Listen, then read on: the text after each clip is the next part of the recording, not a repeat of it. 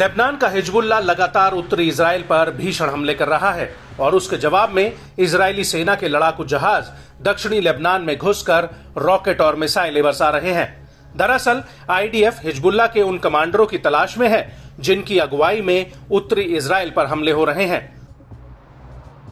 और इसी कड़ी में इजरायली एयरफोर्स ने 3 जुलाई 2024 को हिजबुल्लाह की अजीज यूनिट के कमांडर मोहम्मद नाहिम नसीर को मार गिराया था। नसीर को आईडीएफ ने एक ड्रोन हमले में अल हाउच इलाके में मार गिराया है।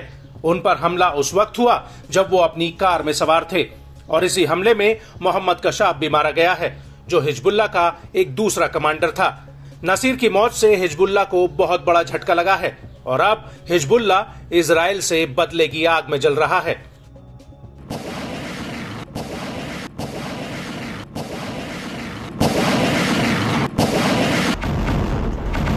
और इसी बदले की आग में हिजबुल्लाह ने इजराइल पर एक बहुत बड़ा हमला किया है। दरअसल हिजबुल्लाह ने उत्तरी इजराइल के ऊपर करीब 200 रॉकेट और विस्फोटकों से लदे 20 आत्मघाती ड्रोन से हमला किया है। यह हमला इतना भीषण था कि सीरियाई गोलन हाइट्स इलाके में सड़कों को बंद करना पड़ा, वहीं खुली जगहों पर आग तक लग गई और इसकी वजह से इन इलाकों में बत्ती भी गुल हो गई। इस हमले को लेकर लेबनानी न्यूज एजेंसी अल मयादीन का कहना है कि इस बार हिजबुल्लाह ने इजराइल के नए सैन्य अड्डों पर हमला किया है। कब्जे वाले गोलन हाइट्स, अपर अल जलील के काफी भीतर सफाद और नहारिया में हिजबुल्लाह के हमले हुए हैं। वहीं हिजबुल्लाह का कहना है कि उसने आईडीएफ की नई पोजीशंस जो कफार ब्लम में थी उन पर कत्यूशा रॉकेट से हमला किया है। हिजबुल्लाह का यह भी कहना है कि उसने आयलत बैरिक्स में आईडीएफ की 91वीं डिवीजन के नए हेडक्वार्टर और 7वीं आर्म्ड ब्रिगेड के हेडक्वार्टर पर भी हमला किया है, जो कत्साविया बैरिक में था। हिजबुल्लाह के मुताबिक उसने 7वीं ब्रिगेड की आर्म बटालियन पर गामला बैरिक और 210वीं डिवीजन पर नाफा बेस में हमला किया है। इसके साथ ही यार्डन बैरिक्स की 210वीं डिवीजन की आर्टिलरी डिवीजन पर भी हमला हुआ है।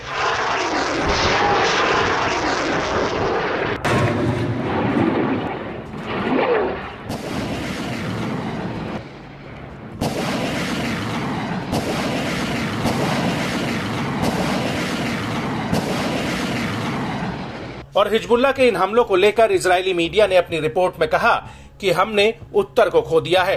मीडिया रिपोर्ट्स के मुताबिक सीरियन गोलन हाइट्स में हिजबुल्लाह के हमलों में आईडीएफ का एक जवान मारा गया है, जबकि कई सैनिक घायल हुए हैं। मृतक जवान की पहचान मेजर इटाई गालिये के रूप में हुई है, जिसकी उम्र 38 साल थी। वो यिफ्ता रिजर्व आर्म ब्रिगेड की 8679वीं यूनिट के डिप्टी कमांडर थे।